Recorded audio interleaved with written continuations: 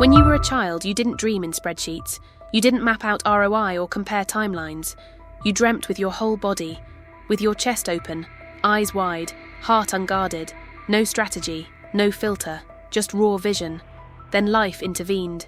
Not to protect you, but to warn you, to convince you that dreaming too big would make you foolish. That failure wasn't just a bump, it was a threat. And slowly, someone else's fear became your framework. Now, every time a bold idea visits you, your brain doesn't celebrate. It contracts.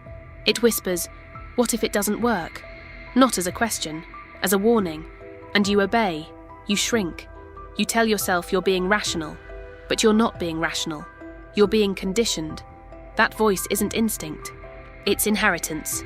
The echoes of people who lost their own dreams and passed you their caution instead. Here's what no one told you. You weren't born afraid to dream. You were trained to fear disappointment. Trained to lower the volume on your imagination so the world wouldn't judge you. Trained to preempt your own expansion before life could interrupt it. But what if you've been bracing for a fall that was never yours to predict? This isn't a video about dreaming bigger. It's a video about remembering what your soul already knows it's here to do. If you'd stop forecasting collapse before even daring to climb. I'm Ms. Time Distorter, and this is the moment we break your survival trance. The fear you feel isn't yours. You call it fear of failure, but look closer. It's not your voice. It's a recording, a loop of echoes from the people who came before you. Parents who were scared of taking risks, teachers who warned you not to aim too high, friends who flinched at your ambition. Society, with its polite ceilings and invisible cages, you absorbed their anxiety like it was wisdom. And somewhere along the way, you stopped asking what you believed and started building your life around their survival rules. What you're calling fear isn't about failure, it's about rejection, shame, emotional exile. Because underneath the practical reasons for playing small is a much older instinct, the need to belong. And somewhere inside, your nervous system learned to associate boldness with being left behind, being mocked, being misunderstood. So now when you dream big, your body doesn't feel inspired. It feels unsafe. And to keep you safe, it shrinks your vision. Not because it's weak, but because it's still trying to protect you from a danger that no longer exists. Your caution isn't clarity, it's a memory. And memories, if unexamined, become walls. Not real ones, but felt ones. Walls that close in every time you think about more, about bigger, about different. But you're not broken, you're not even blocked. You're just overdue for the realization that the fear you carry was never yours to begin with. Failure has a reputation it didn't earn. We talk about it like it's a cliff. One wrong step, and you fall into irrelevance. But biologically, that's not how it works. When failure is understood, not feared, it actually activates your brain's most powerful learning systems. Dopamine, the chemical of motivation, spikes when we miss the mark, not just when we succeed. Because your brain is designed to build patterns. And patterns require feedback, missed attempts, adjustments, movement. That's how you grow. But that system only functions if failure isn't tied to identity collapse. If you weren't trained to believe that a mistake means you are the mistake, that a rejection means you are unworthy, that a no means you are nothing. In healthy systems, failure becomes data. In wounded systems, it becomes paralysis. You don't stop dreaming because failure hurts. You stop because of what you've been taught it says about you. And that interpretation is what needs to be broken. The problem was never the fall. The problem was the story you were given about what the fall means. You internalized it, carried it, replayed it. But that story is editable. Failure isn't the enemy. It's the refinement, the recalibration, the tension that creates precision. If you let it teach you instead of define you, you don't need to avoid failure. You need to reclaim what it really is. Not the end of your path, but the sharpening of it. Your brain loves categories. It wants to simplify, to protect you. And so it creates a false choice.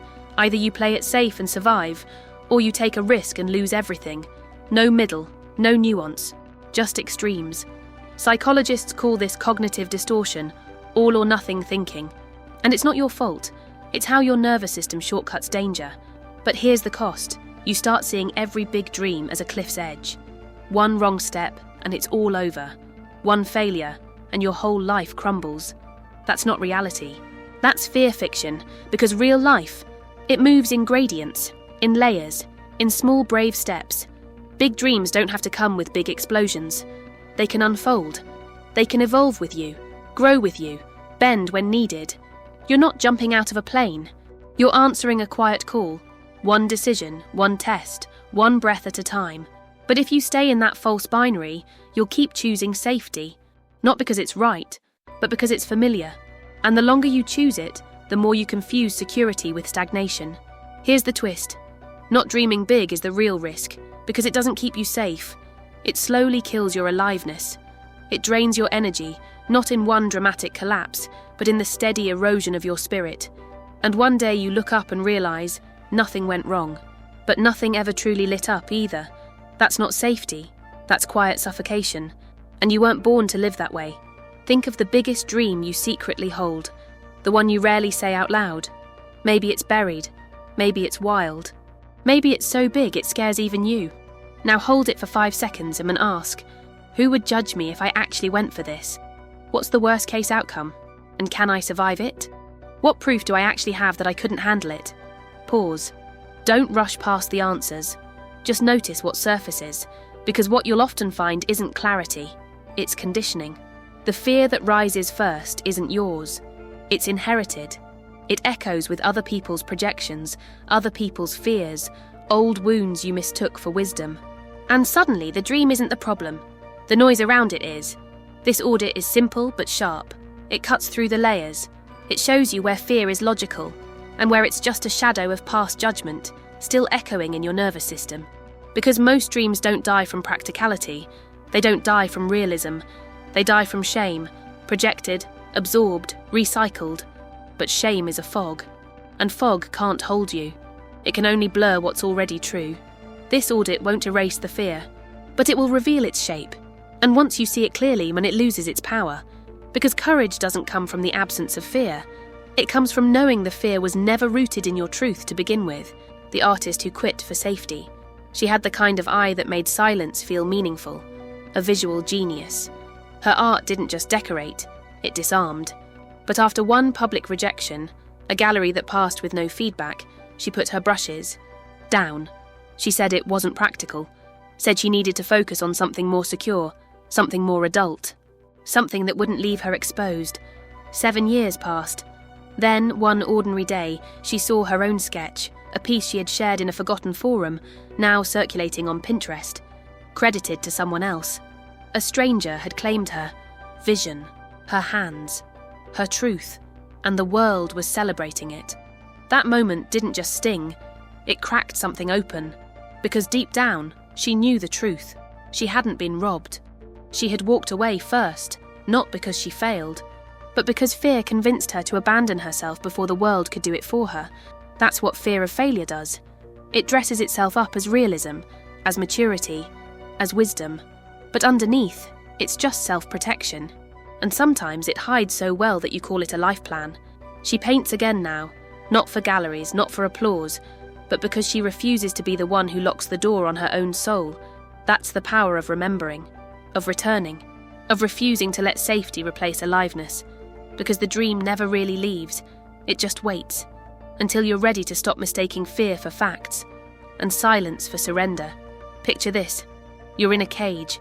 It's not cold or cruel, it's familiar. You've been there so long, you've started decorating it.